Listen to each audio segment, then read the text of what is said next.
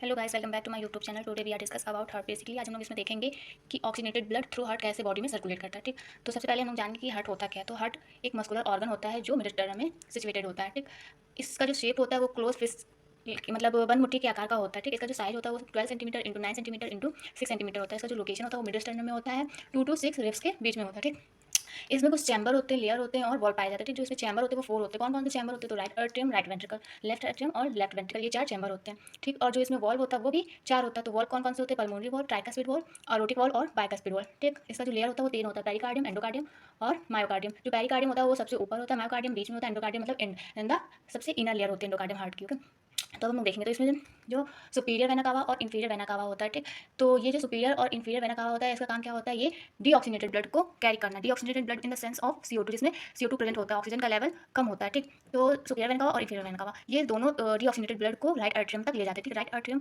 और right ventricle के बीच में कौन सा वॉल प्रेजेंट होता है? Tricuspid wall.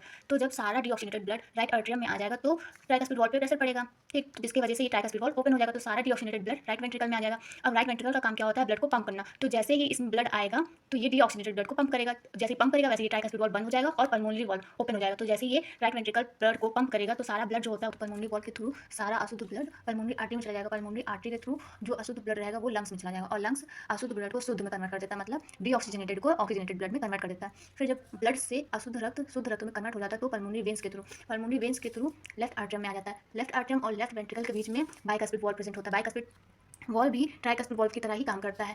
जब सारा शुद्ध रक्त लेफ्ट आर्टरियम में आ जाएगा तो बाइकास्पिड पे प्रेशर पड़ेगा जिससे ये ओपन हो जाएगा, तो सारा शुद्ध रक्त लेफ्ट वेंट्रिकल में आ जाएगा। लेफ्ट वेंट्रिकल का काम क्या बताया था इधर? जो ब्लड को पंप करेगा। ठीक, फिर जब जैसे ही oxygenated blood left atrium left ventricle में आएगा तो ये पंप करेगा लेफ्ट वेंट्रिकल और अरोटिक वॉल्व ओपन हो जाएगा। तो सारा ऑक्सीजनेटेड ब्लड अरोटिक वॉल्व के थ्रू अरोटा में चला जाएगा और अरोटा के थ्रू ये होल बॉडी में सर्कुलेट हो जाएगा। ओके, तो ये था कैसे हार्ट ऑक्सीजनेटेड ब्लड को होल बॉडी में सर्कुलेट करता है। आई होप आप लोगों को अच्छे से समझ में आया हो गया। Thank you for watching this video. If you like this video please like, share, comment and subscribe my YouTube channel. Thank you.